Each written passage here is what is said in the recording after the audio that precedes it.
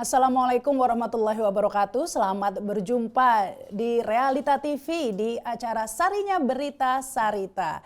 Kali ini kita akan menyoroti buku yang lagi viral ya, pasti sudah tahu ini, How Democracy Die, begitu. Yang viral di Indonesia ini gara-gara Anies Baswedan yang tiba-tiba memposting foto dirinya tengah membaca buku ini. Kalau di Amerika sana sih buku ini memang sudah lama masuk dalam daftar buku terlaris ya, karena memang karya dua profesor dari Universitas Harvard. Dan yang kita bahas kali ini bukan bedah buku ya, karena kebetulan kita juga belum baca bukunya ini ya. Nggak kayak ini Pak Firly Bahuri yang dari 2002 sudah baca. Ya, ini kita lebih ingin menyoroti bagaimana dengan Indonesia begitu ya. Demokrasi di Indonesia. Karena memang gara-gara postingan ini banyak yang kemudian baper nih, jangan-jangan Anies nyindir Indonesia. Benarkah di Indonesia ini memang demokrasinya sudah kropos begitu, sudah menuju ke kematian juga? Benarkah seperti itu begitu, dan apa langkah-langkah yang harus kita lakukan untuk mencegahnya? Karena menurut buku ini juga bahwa gejala kematian demokrasi ini terjadi di berbagai belahan dunia, bukan karena militer, paham fasisme atau komunisme, tetapi lebih karena pemimpin yang terpilih yang kemudian menyalahgunakan wewenang dan berbuat otoriter begitu. Kita akan membahasnya kali ini memang edisi yang tidak lagi menyoroti soal Habib Rizik begitu ya. Karena kampanye semua sudah ngurusin Habib Rizik lah, kena COVID ini, biarkan istirahat mungkin begitu ya. Jadi kita membahas masalah lainnya ini tentang demokrasi di Indonesia yang saya yakin tidak kalah penting ini ya. Bukan begitu ya, ini sudah gabung juga ini ya, semua narasumber sudah lengkap 3 orang. Ini ada Profesor Cipta Lesmana, halo Prof. Halo Mbak Rahma, selamat pagi. Pagi. Kemudian ada Pagi Mas Budiman, Prof Husnul yang saya hormati. Pagi. Iya, ini ada Kak Budiman Sujatmiko juga. Halo. Halo. Ya, Halo Pak pagi semuanya. Ya, ada Kak Kusnu. Mari ya, halo. Terima kasih nih gabung lagi di sini. Assalamualaikum. Waalaikumsalam. Waalaikumsalam. Nah, saya ingin ke Profesor Cipta juga ya, karena kita bicara di Indonesia nih seperti apa begitu ya. Memang Jokowi bukan diktator ya. Bahkan katanya nggak ada tampang atau potongan diktator begitu ya. Tetapi banyak yang menyoroti bahwa benarkah terjadi degradasi demokrasi saat ini yang kemudian menuju ke kerapuhan demokrasi. Kalau Prof Cipta melihatnya ini pertanyaan untuk saya ini. Ya, untuk Oke, saya kan lihat foto Anies Baswedan duduk ya, santai membaca buku, ada covernya gitu ya. Lalu ingatan saya langsung terbang ke 2600 tahun yang lalu.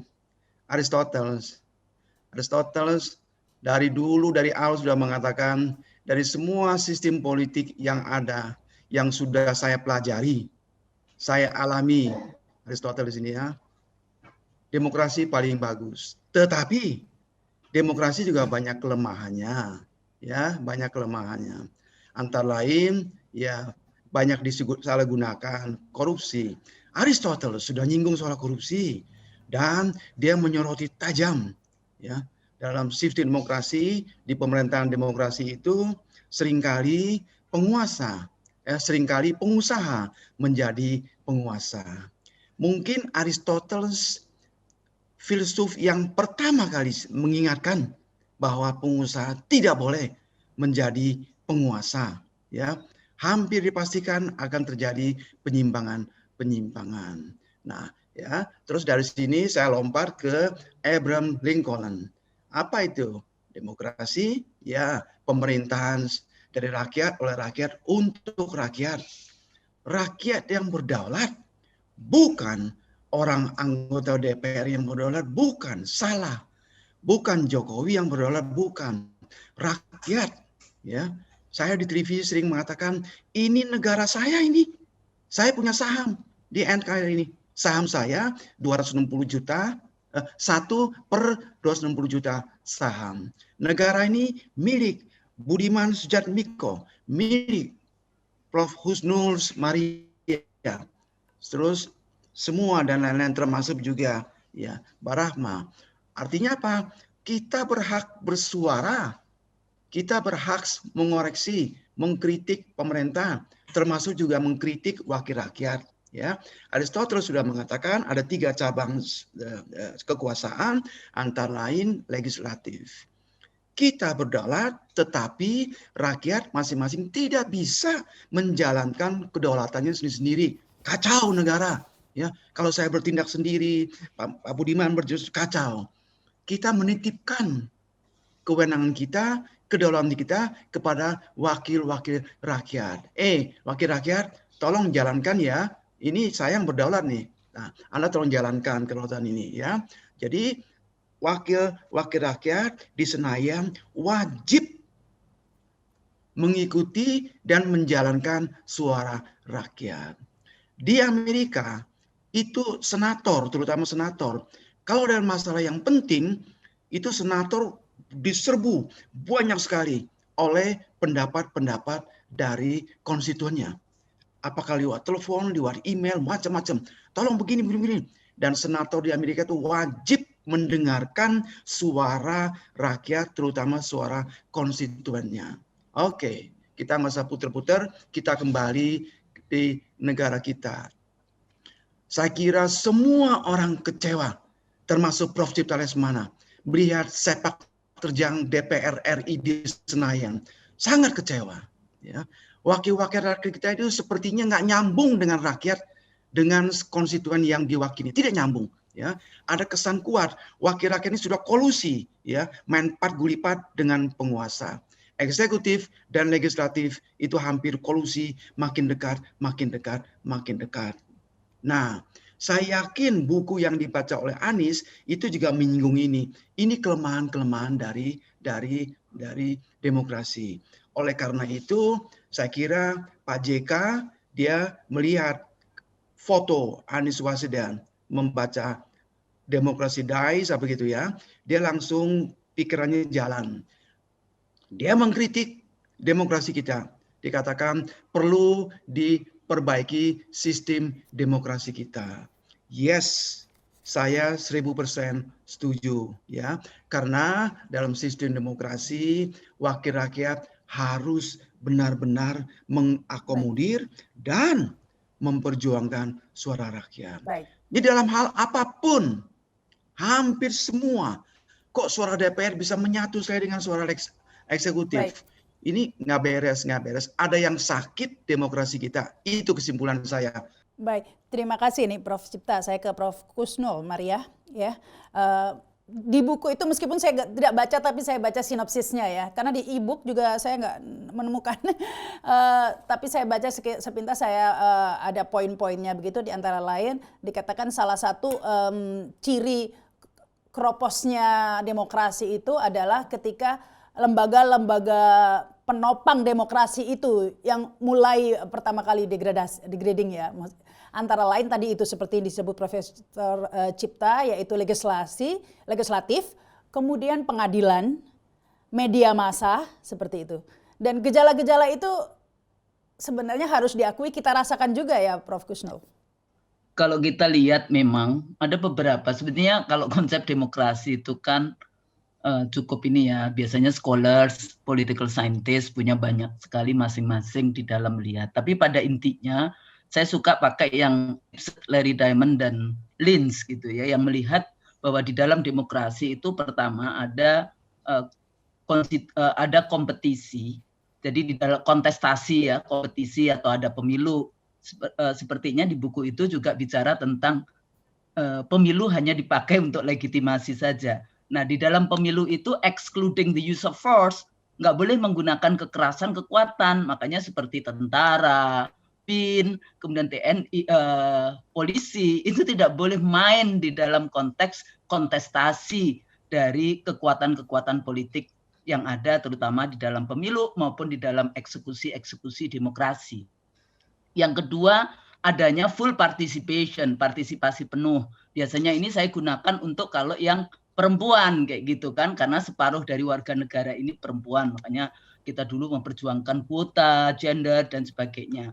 Nah, jadi ini juga penting. Partisipasi salah satunya ya demonstrasi kalau di dalam konteks bagaimana yang tadi dikatakan pemerintahan rakyat ya, kalau kemudian bagaimana mengartikulasikan kepentingan itu bisa salah satunya melalui demonstrasi ya. Jadi ini penting. Yang ketiga, civil and political liberties. Saya pikir ini juga dibahas di dalam buku itu juga. Civil and political liberties itu kebebasan sipil, kebebasan berserikat, kebebasan pers, kebebasan menyatakan pendapat yang bisa saja itu bertentangan atau beroposisi dengan pemerintah. Oposisi itu jangan dikatakan sebagai lawan, musuh kayak gitu ya. Oposisi itu perbedaan pendapat antara rezim yang berkuasa dengan yang di luar. Kalau tadi dikatakan bagaimana checks and balances, sebetulnya kan di sana. Apakah kemudian demokrasi, kalau kita bicara demokrasi kan sebetulnya demokrasi itu dipakai disandingkan dengan macam-macam kan. Sementara kalau Amerika sebetulnya ditulis itu kan berdasarkan pengalaman Amerika. Amerika itu demokrasinya liberal, market centered paradigma pasar yang seperti itu. Tapi di Rusia juga bicara demokrasi kayak gitu ya. Di Cina demokrasi rakyat Cina, di Indonesia kita selalu kenal dari dulu demokrasi Pancasila. Jadi demokrasi selalu disandingkan. Nah, kalau itu dikatakan tadi demokrasi daer itu sebetulnya berapa 10, 15 tahun yang lalu atau 18, enggak sampai. Lipset itu tahun berapa ya dia nulis. Dia bicara demokrasi in danger. Jadi apa itu demokrasi in danger? Jadi dalam konteks itu kalau kemudian aturan hukum itu lemah, korupsi, abuse of power itu terjadi luar biasa. Ya, jadi ada impunity misalnya, ada violence, ada kriminal, ada hukum tidak bekerja dengan baik kayak gitu. Kemudian performance dari ekonomi di situ masalah inequality, injustice, poverty itu juga terjadi di mana-mana di dalam konteks itu. Kemudian kita bicara kalau di Amerika kan kita di Indonesia selalu bicara tentang Anda nggak boleh nih bawa agama, bawa yang kayak gitu sehingga demonstrasi 411, 212 menjadi sesuatu yang dianggap intoleran. Padahal itu adalah preferensi untuk menyampaikan, mengartikulasikan kepentingan selama excluding the use of force, selama tidak menggunakan kekerasan, sebetulnya sah-sah saja di dalam demokrasi. Tapi kita seringkali menganggap bahwa 411, 212 itu kemudian dianggap sebagai sesuatu yang bahkan dihubungkan dengan ISIS lah, dihubungkan dengan radikal lah, dihubungkan dengan inilah. Ini hati-hati, itu propaganda yang ini. Kemudian apakah ada efektivitas dari, walaupun itu saya nggak suka ya penggunaan terminologi efektif, karena itu biasanya ekonomis yang suka menggunakan. Tapi apakah partai politik berfungsi dengan baik sebagai mengartikulasikan dan mengagregasikan kepentingan rakyat sehingga terjadi yang peaceful demokrasi, karena demokrasi itu tidak boleh menggunakan kekerasan. Jadi yang seringkali saya katakan pemilu itu dari pergantian kekuasaan melalui senjata kemudian diubah melalui pemilu surat suara, from bullet to ballot gitu ya. Nah, kemudian parlemennya berfungsi enggak? Kalau tadi dikatakan ada enggak checks and balance? Ya, sehingga parlemen tidak hanya menjadi cap legitimasi, cap dari apapun yang diinginkan oleh eksekutif.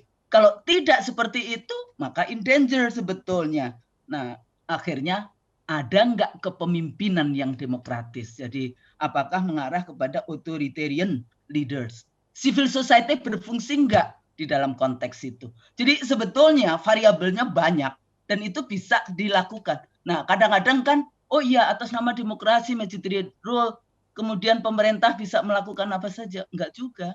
Jadi bahkan ya, walaupun di dalam konstitusi kayak di Australia, walaupun gubernur jenderal itu bisa memberhentikan Perdana Menteri, aturannya bisa. Tapi secara demokratis tidak serta-merta bisa diterima kalau yang namanya gubernur jenderal itu memberhentikan yang namanya Perdana Menteri. Ya, jadi di dalam exercise demokrasi di situ perlu kearifan. Sebetulnya isu tentang kearifan kan, bagaimana mengimplementasikan demokrasi kalau menghadapi yang namanya rakyat, menghadapi civil society, menghadapi oposisi dengan kearifan. Nah, di sini sebetulnya letaknya sejauh mana sebetulnya kita bisa mengevaluasi diri kita hari ini. Di mana posisi Indonesia. Ada yang menulis demokrasi on sale karena pemilunya banyak money politics gitu kan. Australia ini ENU yang menulis demokrasi on sale kayak gitu kan. Saking banyaknya di dalam pemilu itu money politics gitu ya. Vote buying dan sebagainya seperti itu. Ada lagi tulisan tentang pemilu yang yang tidak sesuai atau yang sebetulnya bicara tentang integritas pemilu. Why integrity matters di dalam pemilu? Karena di dalam konstitusi kita prinsip pemilu itu luber dan jurdil. Apakah kita jujur dalam konteks kita bernegara hari ini? Nah, ini sebetulnya Kak Sarita banyak sekali variabel. Mari kita evaluasi diri. Kita sudah sampai di mana posisi kita hari ini sehingga tujuan kita bernegara, mencerdaskan kehidupan bangsa, mensejahterakan rakyat Indonesia, kemudian melindungi segenap tumpah darah Indonesia dan ikut di dalam ketertiban dunia itu bisa kita laksanakan. Baik, itu yang tengah kita lakukan saat ini. Kita tengah mengevaluasi bareng-bareng ini saat ini nih. Kebetulan ini ada juga Kak Budiman Sujatmiko. Saya ada berbagai pertanyaan sampai di mana demokrasi kita saat ini dengan berbagai clue tadi ya yang disampaikan. Saya yakin sebenarnya kita semua sudah tahu jawabannya sampai di mana kita.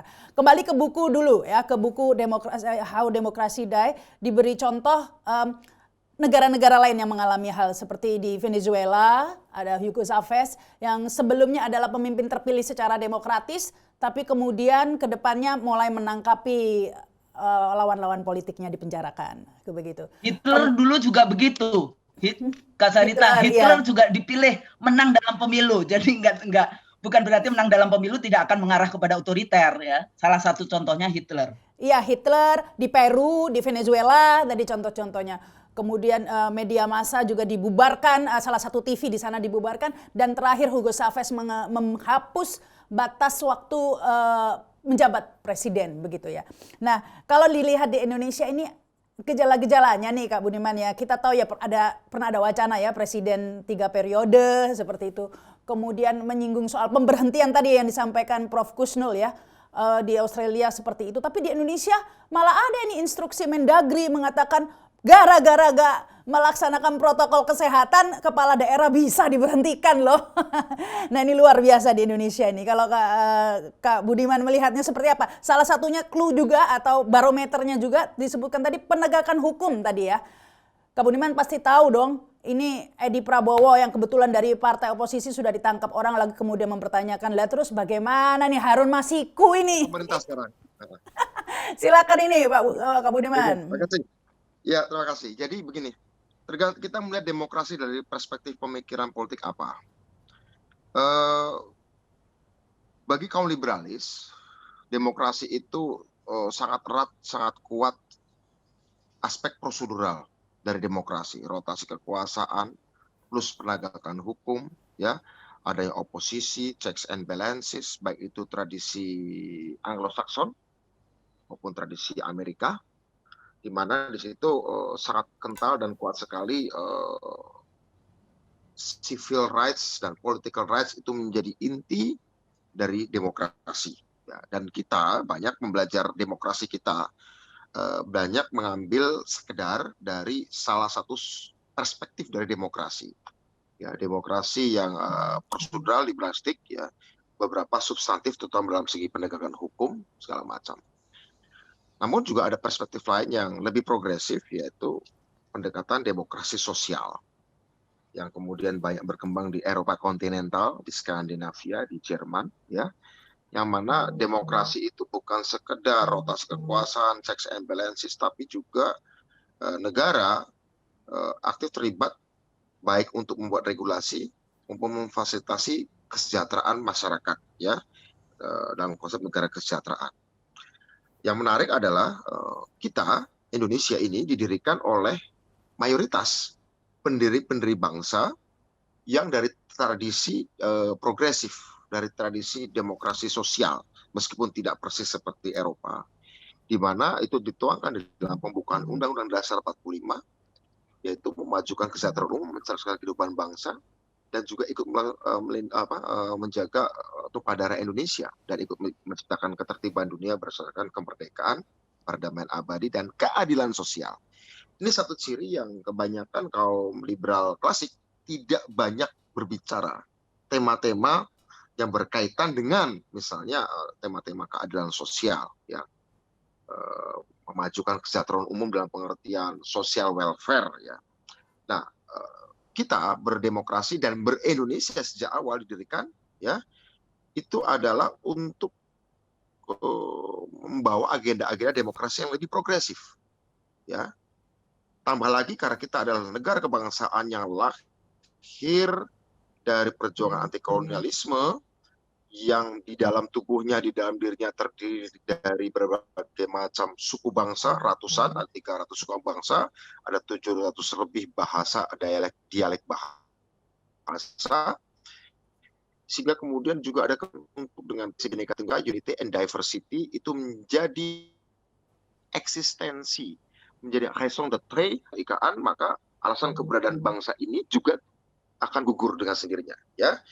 Itu satu. Jadi ada alasan kebangsaan yang memang sifatnya Bhinneka Tunggal Ika, ada alasan kebebasan politik, baik itu keluar sehingga kemudian memunculkan semangat nasionalisme, patriotisme, ada juga kemerdekaan politik sifatnya ke dalam sehingga kemudian mengadopsi nilai-nilai liberal klasik, kebebasan individu, kebebasan berserikat, kebebasan menyuarakan pendapat, segala macam, dan ada nilai-nilai sosialisme, terutama ketika diadopsi dalam bentuk kesejahteraan umum, keadilan sosial bagi seluruh rakyat Indonesia di dalam Pancasila, sila kelima. Jadi, Rama, demokrasi yang dibangun di Indonesia, sebagaimana juga tiap negara di dunia, penerapan demokrasi yang lahir dari kelahiran negara bangsanya, perjalanan revolusi nasionalnya, perjalanan revolusi sosialnya, kemudian upaya-upaya melakukan integrasi kebangsaannya seperti di Jerman, seperti di Italia dan Spanyol dan segala macam, semuanya memberi, juga di Amerika Serikat dengan ada perang saudara, semuanya memberikan bumbu yang khas. Tetapi intinya adalah ada kedaulatan rakyat. Tadi Prof. Cipta bicara soal mengutip dari Abraham Lincoln, pemerintahan dari rakyat, oleh rakyat, untuk rakyat, tetapi juga diingatkan oleh Aristoteles bahwa ini adalah pemerintahan terbaik di antara yang buruk. Artinya apa? Ada aspek-aspek keburukan yang memang itu inheren di dalamnya, tetapi itu harus kita makan, harus kita telan, karena itu adalah obat terbaik yang bisa mencegah kita dari kematian peradaban. Kira-kira begitulah intinya, ya, sebagai sebuah pengantar. Nah, yang mau saya katakan begini, ada beberapa asumsi, saya mengutip tulisan seorang teman saya, Martin Suryajaya, demokrasi itu 3 asumsinya, terutama demokrasi modern. 1, basisnya individualisme, basisnya adalah pengetahuan atas diri. Asumsinya Budiman yang paling tahu suara Budiman, suara hati Budiman adalah Budiman Sujatmiko sendiri, dan hak saya untuk menyuarakan itu, hak saya untuk memilih itu harus dilindungi. Ada asumsi pengetahuan diri. Kedua, ada asumsi bahwa selain pengetahuan diri adalah asumsinya aku juga adalah tahu yang terbaik bagi diriku, ya, pengetahuan diri, pemahaman diri, dan juga asumsi representasi. Bahwa aku present, aku hadir dalam mengatur negara itu tidak boleh berbasis individu, ya, karena dikacau disebut oleh Profesor Cipta tadi, kecuali dalam polis Yunani, ya, sehingga bukan presentasi individu tapi representasi. Nah, representasi perwakilan ini apakah tidak mengkhianati presentasiku? Apakah wakilku tidak mengkhianati diriku? Apakah wakil rakyat tidak mengkhianati sebagai rakyat? Dalam hal ini betul ada semacam gap yang kalau nggak segera diatasi, maka representasi akan mengkhianati presentasi. Kalau partai tidak menyuarakan suara rakyat, kalau wakil rakyat bukan mewakili suara konstituennya, yang sebenarnya sudah dimungkinkan dengan adanya suara terbanyak di dalam pemilu legislatif kita dalam 2 periode ini, 3 periode ini, jika tidak keliru, maka jika ini semakin gapnya semakin tinggi, perwakilan dengan yang diwakili semakin tinggi, maka asas representasi atau asumsi representasi itu akan batal karena representasi mengkhianati presentasi, mengkhianati kehadiranku secara fisik. Nah, namun ada juga yang lain. Sekarang demokrasi e pluribus unum kalau di Amerika atau di Indonesia adalah Bhinneka Tunggal Ika. Apakah demokrasi juga memberi hak bagi orang untuk mengeluarkan hate speech, ujaran-ujaran kebencian, seruan-seruan pembunuhan. Apakah itu bagian dari demokrasi? Kalau kita ingat pernyataan seorang tokoh open society yang terkenal, filosof namanya Karl Popper, perlukah kita toleran pada intoleransi? Perlukah hak demokrasi diberikan pada kekuatan-kekuatan yang tidak demokratis? Ini ada juga dilema. Bangsa Jerman, bangsa dengan tradisi demokrasi luar biasa, pemikir-pemikir filosof yang luar biasa, ternyata membatasi ketika intoleransi tidak bisa diberikan toleransi. Karena apa? Karena bangsa Jerman memiliki trauma panjang dengan fasisme dan juga kebanyakan bangsa Eropa kontinental lain, juga Inggris tentu saja. Karena mereka punya trauma pada rasisme, pada fasisme. Sehingga bagi mereka hate speech berbasis ujaran kebencian rasial itu menjadi aib besar bagi mereka. Sehingga bagi mereka ujaran-ujaran kebencian rasial tidak bisa dipandang sebagai sebuah bentuk ekspresi demokrasi. Tapi di lain pihak juga kok Prancis misalnya contoh memberikan toleransi kepada ujaran kebencian terhadap tokoh-tokoh figur-figur yang disucikan oleh agama. Dalam kasus Charles Hebdo misalnya. Dalam kasus yang kemarin pemenggalan kepala kemarin. Kenapa itu diberikan? Nah, kita tidak bisa menjudge itu benar atau salah. Ada trauma Prancis juga ketika dulu struktur hierarki agama begitu sangat berkuasanya menjudge orang, menghakimi orang, sehingga kemudian sekarang Prancis dengan prinsip-prinsip laicity-nya mencoba untuk membatasi, kamu agamawan jangan belagu, kamu ratusan tahun sudah menyengsarakan kita, sekarang memberikan kebebasan pada orang lain. Jadi bagaimana bangsa Amerika, bangsa Prancis menerapkan sekularisme, menerapkan demokrasi, pluralisme, berbeda antara mereka, berbeda dengan bangsa Jerman, berbeda juga dengan Indonesia. Nah, bagaimana Indonesia? Indonesianya punya trauma dalam masalah kita punya trauma separatisme, trauma kekerasan agama, trauma kekerasan rasial juga, ya. Trauma komunisme juga gitu ya. Perjuangan kelas, trauma politik, macam-macam, ada otoritarisme, ada banyak trauma. Bangsa Indonesia ini adalah melting pot, bukan cuma dari segala potensinya, tapi juga adalah konsekuensinya melting pot dari seluruh problem sosial kemanusiaan yang dialami manusia. Kebencian ras, kebencian agama, prasangka kelas, kemudian otoritarisme, macam-macam itu melting potnya ada di bangsa ini. Jadi bangsa kita punya variasi problem sekaligus variasi peluang dan potensi. Nah, menghadapi itu semua, bagaimana seharusnya sistem berlaku? Dialog tentu saja yang paling baik, persuasi tentu saja ada yang paling baik, ya. Akomodasi tentu saja adalah yang paling baik, memberi hak pada oposisi tentu saja yang paling baik, kesejahteraan sosial tentu saja yang paling baik, dan mutual understanding antara cultural groups di Indonesia, baik berdasarkan agama, berdasarkan suku, yang terus terang aja hari ini banyak saling bukai. Belum itu selesai, dihantam oleh revolusi 4.0, muncul namanya faktor mesin, muncul yang namanya faktor data, dihantam lagi oleh pandemi yang kemudian banyak menuntut kita mereduksi beberapa kebebasan sipil kita, hak berkumpul kita menjadi dikurangi, hak berinteraksi kita secara fisik menjadi dikurangi, dan istilah physical distancing. Problem-problem inilah muncul, dan harus diakui pemerintahan Pak Jokowi adalah sebuah pemerintahan sipil yang tentu saja sebagaimana pemerintahan sebelumnya dan pemerintahan banyak negara nggak punya pengalaman menghadapi pandemi sekuat ini dalam generasi kita. Ya, inilah yang akhirnya ditambahi dengan berbagai macam sisa-sisa konflik Pilpres kemarin menyebabkan apakah demokrasi mati? Tidak. Demokrasi sakit? Iya. Apakah sakitnya kanker? Kalau tidak, kalaupun iya, stadium berapa? Atau sakitnya sakit flu, atau sakitnya adalah sebenarnya adalah sebuah cara kita melakukan detoksikasi. Jangan-jangan bukan sakit, tapi sekedar rasa sakit seperti rasa sakit suntik. Rasa sakit suntik itu bukan penyakit, tapi adalah untuk menyembuhkan sakit. Kita sakit, atau kita merasa sakit. Jadi macam-macam. Kita harus diagnosa pagi hari ini. Saya kira itu. Baik, ini menarik. Saya ingin beralih ke Profesor Cipta. Tadi disinggung oleh Kak Budiman, ini akibat trauma. Kadang-kadang harus melakukan sesuatu yang kadang terkesan, misalnya di Perancis begitu ya. Karena memang Perancis ada trauma dengan begitu kuatnya agama begitu ya. atau rasisme. Tapi kalau bicara trauma itu tergantung dari sisi mana bicara ya. Karena Muslim sendiri juga pasti trauma dengan Perancis karena melakukan pembantaian ribuan atau ratusan ribu begitu kan terhadap orang Muslim begitu. Jadi trauma tidak bisa dibuat ukuran karena itu sangat subjektif, per orang punya sisi masing-masing. Dan juga menjadi bias juga ketika misalnya ada seorang merampok dikatakan mengapa ngerampok karena saya trauma miskin. Tentu tidak seperti itu kan jawabannya. Kalau Profesor Cipta melihat seperti apa nih? Ya, saya mendengarkan paparan Prof. Husnul dengan sangat atentif. Demikian juga paparan Mas Budiman. Saya melihat, I might be wrong. Kesimpulan saya, ini dua sisi yang mempunyai banyak perbedaan substansial. Ya, saya lihat Prof. Husnul ini lebih titik beratkan kepada demokrasi prosedural. Mas Budiman lebih banyak ke substansial. Saya berdiri di sisi demokrasi substansial. Memang kita harus mengakui, Indonesia ini memang sangat unik, sangat unik.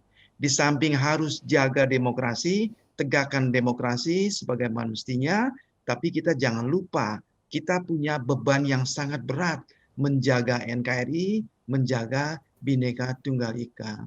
Indonesia ini negara dengan suku bangsa yang paling banyak di dunia, agama paling banyak, dengan kultur paling banyak. Ini sangat rawan, sangat rawan.